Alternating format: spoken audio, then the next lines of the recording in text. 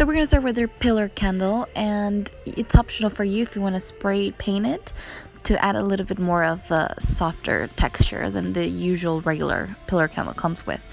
Well, the first thing, we're going to get our jute twine and we're going to be wrapping it around at the top of our pillar candle, and we're just going to go wrapping it over until we see fit our desired look. Then to seal it off, we're going to be using E6000 and just to close our jute twine so it doesn't go away.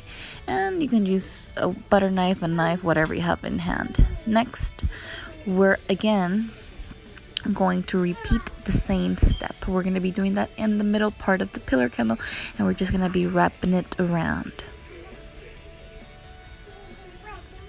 And last but not least, of course, we're going to be repeating that same step at the bottom of our pillar candle and repeat over.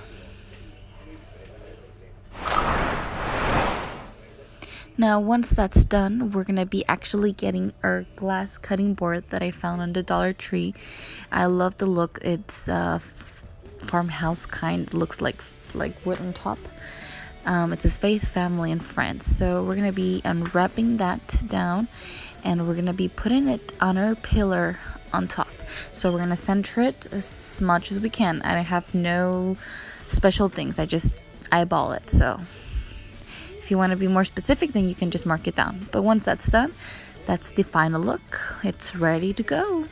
Now you can put your stuff, flowers, glasses, whatever things you have in hand. It's so cute and pretty. So that was it for this DIY. So hopefully you guys love it and enjoy it. So see you in the next one. Have a marvelous day.